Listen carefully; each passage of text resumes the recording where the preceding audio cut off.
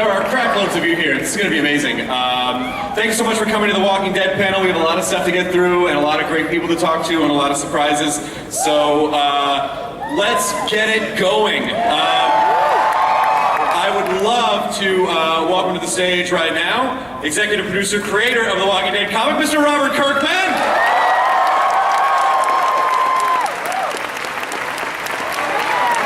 Executive producer, oh wait, no, Robert, this is your panel. You're right next to me, Cupcake. Executive producer, David Alpert. Yep, just right there the whole time, just awkward. Oh, you're really getting in there. You're really digging in there, right on the hip. Yep, that's our baby you're rubbing. He's gonna have a good life. Special effects supervisor, co-executive producer, Mr. Greg Nicotero.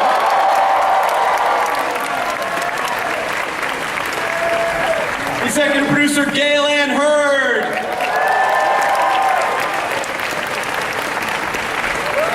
And showrunner and executive producer, Glenn Mazzara.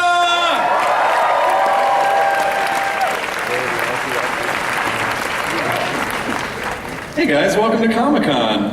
How you guys doing? Good. All right, Mr. Kirkman, let's start with you. Let's tell us everything that happens in season 3 in detail. Well, we open on a scene of I can't tell you. Damn it. And then it quickly transitions into another scene of you'll just have to wait and see. All right.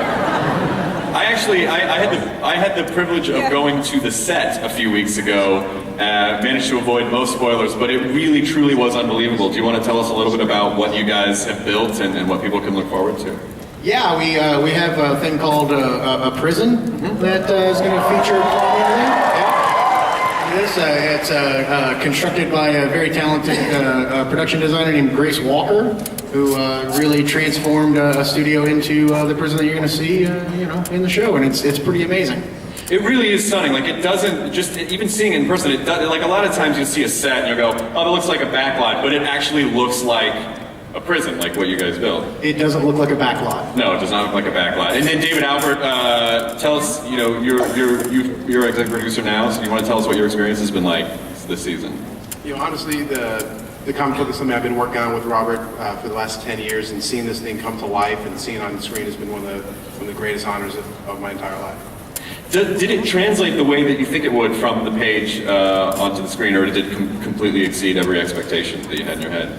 Honestly, it's one of those things where I had a vision in my head as to what it might look like, and everything that's come out has been pretty much been better than that. So the thing I've been loving, though, is honestly picking up at I feel like the pace really started to pick up at the end of season 2. Yeah. I feel like we're sort of putting our foot on the accelerator now. It's going to go even faster going now. Yeah, I mean, there were a couple complainers at the beginning of season 2, like, why didn't I see more zombie stuff? And then, Dave Navarro, and then by the end of it, oh yeah, he and I are gonna go toe to toe. But I've done it now. But then by the end of season 2, to any, even of the borderline naysayers, it was like, hey, why don't you suck it? There was a lot of zombie action, and the energy was so intense by the end of season 2. And I remember when we wrapped Talking Dead, you were on that last episode, you go, I'm not even thinking about season 2 anymore, we're way into season 3, and it starts at the level that season 2 ended and does not stop. That is very true. Obviously, you couldn't have a zombie show without super realistic looking zombies, and that is courtesy of Mr. Greg Nicotero. So tell us just a little bit about, improvements, modifications, anything that you've seen that you wanted to, like, how are you constantly evolving the zombies and the makeup this season? Well, every year, we watch the show, and that's good. We refine and determine what we love about certain zombies and walkers and what we like. We always are changing the contact lenses, the dentures. A lot of times we'll put bald caps on guys, and in the episode that I did last year where Dale gets killed, we had a walker that was shirtless so you could see all the ribs, and so we're doing a lot more of that kind of stuff this year. We really want to sell that they're decomposing and emaciated and hungry, and there's a lot of them. Yeah. So we're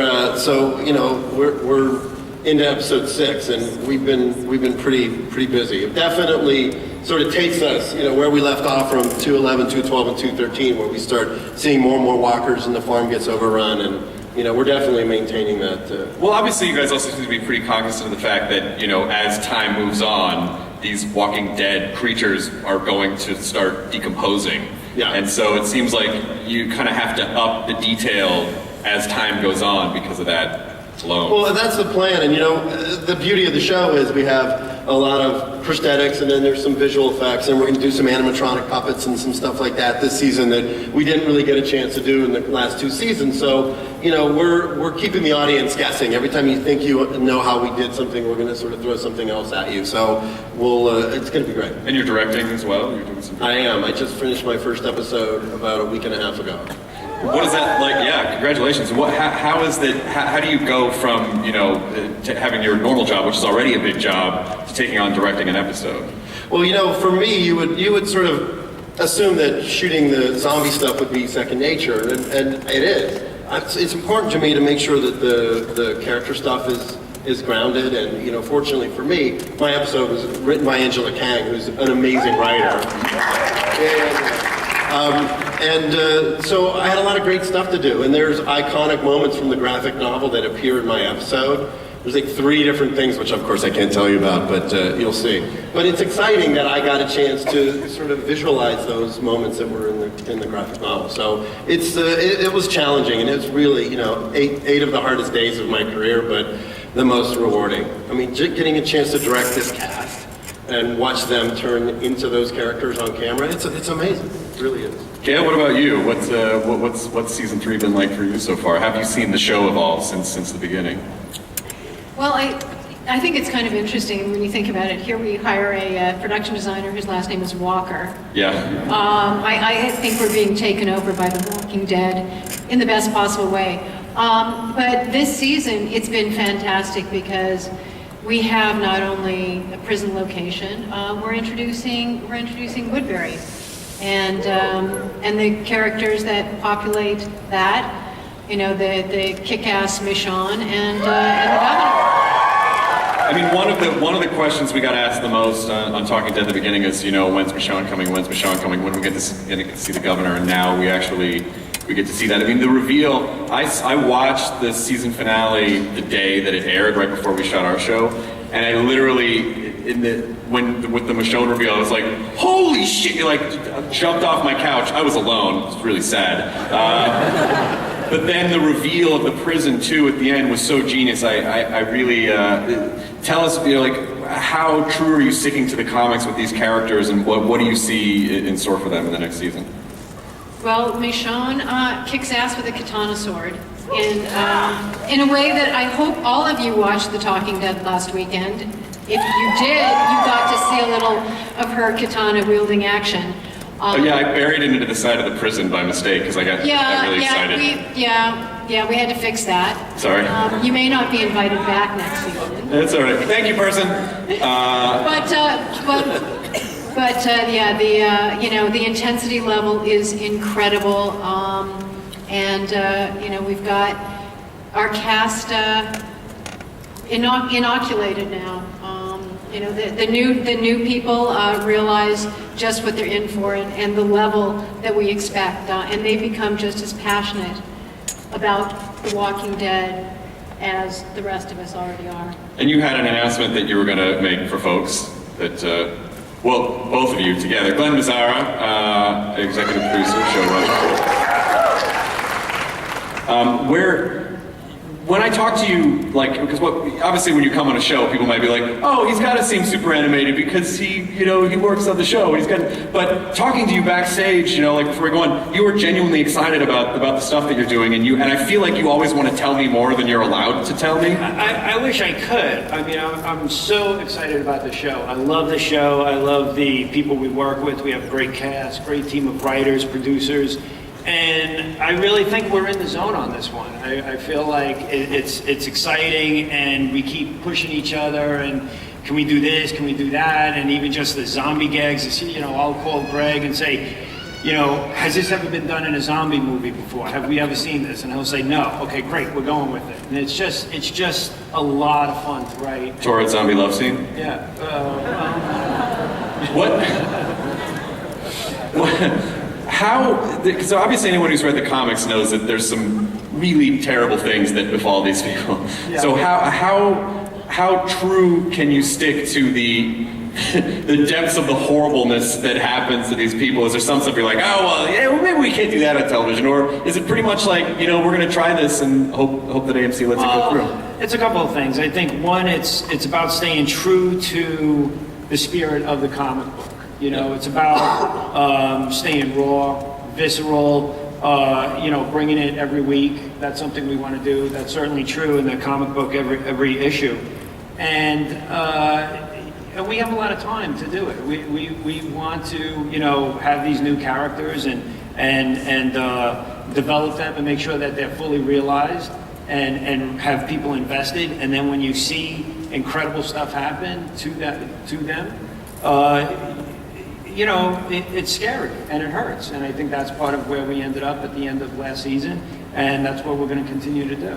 So obviously you have an announcement. I'm sure people want to know when. So Well, yeah, I would like to make an announcement that we are back Sunday, October 14th at 9 p.m. That's just a few months.